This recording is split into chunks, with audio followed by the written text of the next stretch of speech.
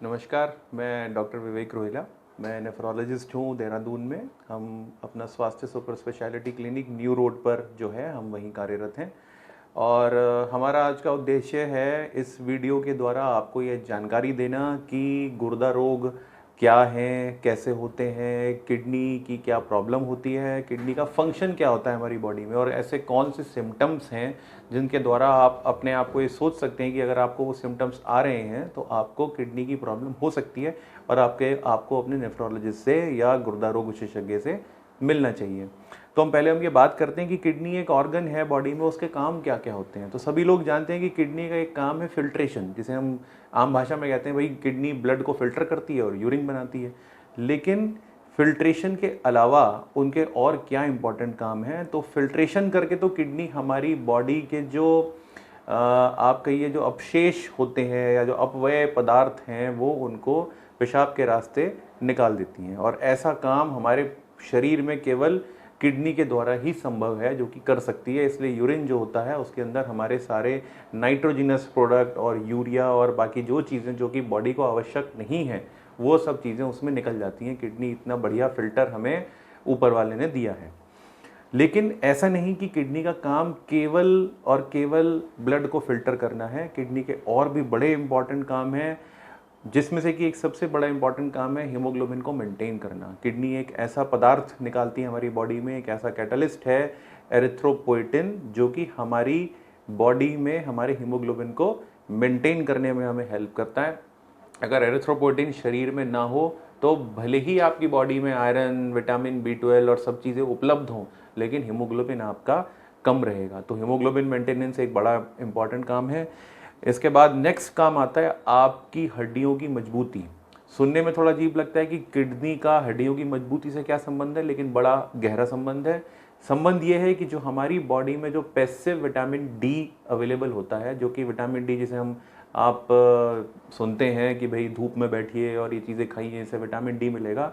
उस vitamin D को finally कार्यरत करने के लिए या एक्टिव में कन्वर्ट जो होता है वो केवल किडनी में ही होता है। थोड़ी बहुत मात्रा उसकी लंग्स में भी होती है, लेकिन उसका जो मेन जो कन्वर्जन है एक्टिव विटामिन डी, यानी कि वो विटामिन डी जो कि आपके काम आएगा आपकी बॉडी में कैल्शियम को मेंटेन करने के लिए, यानी कि आपकी हड्डियों को मजबूत करने के लिए। तो ये जो काम होता है ये काम हमारी किडनी करती है। और तीसरा जो बड़ा काम है वो है इलेक्ट्रोलाइट्स को मेंटेन करना। इलेक्ट्रोलाइट यानी कि जैसे कि सोडियम, पोटेशियम, आप जो खाते हैं जो पीते हैं उसमें सब चीज़ें इलेक्ट्रोलाइट होती हैं। माइनर एलिमेंट्स, ट्रेस एलिमेंट्स, यानी कि जैसे कि आप कहें सोडियम पोटेशियम के अलावा कैल्शियम, मैग्नीशियम, जिंक, फॉस्फोरस, ये सब चीज़ें होती हैं। ये सब चीज़ें शरीर में केवल और केवल किडनी के द्वारा ही इनके लेवल को हम मेंटेन कर सकते हैं। तो ये तो हुए हमारे किडनी के फंक्शन। जो हमने दूसरी बात कही थी वो ये थी कि भाई ऐसी क्या सिम्टम आते हैं जिसमें कि आपको ये सोचना पड़े कि हमें किडनी की बीमारी तो नहीं हो रही है। तो हम जो सिम्टम्स हैं उसमें कुछ आम सिम्टम्स की बात करेंगे। उसमें दिक्कत ये होती है कि जैसे आपको थकान रहने लगती है, और एक चीज़ जिसे आप कहें कि भाई अनएक्सप्लेन्ड थकान है, समझ नहीं आ रहा है कि मैं आजकल धीरे धीरे वीक सा फील करने लगा हूँ, बहुत दिन हो गए हैं, वीकनेस इंप्रूव नहीं हो रही। तो जैसा मैंने आपको बताया कि भाई किडनी आपका हीमोग्लोबिन मेंटेन करती है, हो सकता है किडनी की प्रॉब्लम डेवलप हुई हो, हीमोग्लोबिन कम हो, तो आपको इसकी जांच करनी पड़ेगी। दूसरी जो प्रॉब्लम आती है हमारी किडनी डिजीज़ में वो आती है पैरों में सूजन होना। पैरों में सूजन होना, अब जैसे कि हमने देखा कि भाई किडनी का काम है यूरिन को बनाना और यूरिन के द्वारा गंदी चीज़ों को बॉडी से निकालना, लेकिन अगर यूरिन किडनी कम बनाएगी तो आपकी बॉडी में सूजन आएगी। तो ये जो दिक्कतें हैं इसका मतलब अगर आपको बॉडी में सूजन आ रही है, आपको सांस फूलने की शिकायत हो रही है, आपको वीकनेस जैसी महसूस हो रही है, इसका मतलब आपको किडनी की समस्या हो सकती है।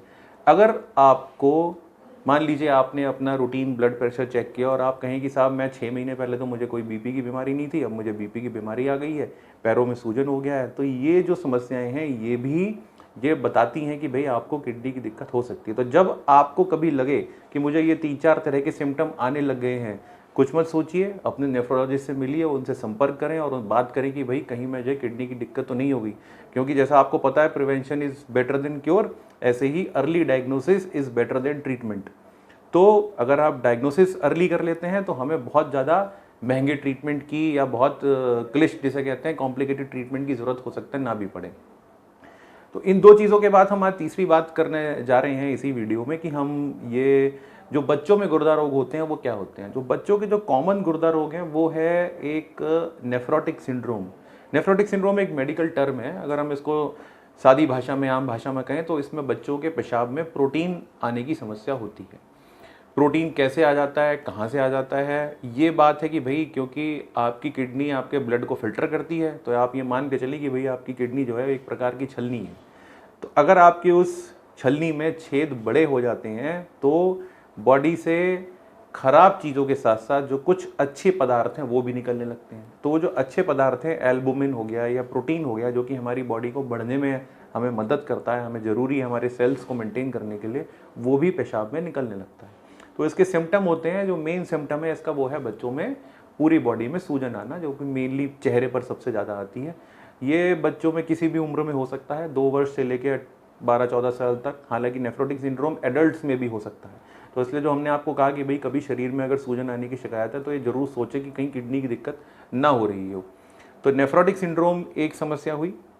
दूसरी समस्या जो बच्चों में मिलती है वो होती है कि जो उनके पेशाब की थैली में समस्या कई बार आती है, वो पेशाब पूरी तरह नहीं कर पाते हैं। ये एक प्रकार की न्यूरोलॉजिकल डिजीज़ हो सकती है, लेकिन अल्टीमेटली अगर इस तरह की समस्या है तो ये किडनी पर नुकसान पहुंचा सकती है। तो अगर पेशाब आपके बच्चे को, छोटे बच्चे को पेशाब की धार धीरे धीरे बनती हो, या उसको पेशाब करने में बहुत रोता हो, पेशाब की धार बहुत ज़्यादा पतली हो, कभी पेशाब में हल्का ब्लड सा नज़र आए, तो नज़रअंदाज ना करें, आएँ और अपने नेफ्रोलॉजिस्ट से ज़रूर मुलाकात करें। तो इस वीडियो में फ़िलहाल इतना ही है। इसके अलावा हमने बाकी वीडियोस में किडनी से संबंधित काफ़ी सारी चीज़ें शेयर करी हैं। आप हमारे बाकी लिंक्स देखें, और वो सभी वीडियो यूट्यूब और गूगल पर उपलब्ध हैं। Thank you.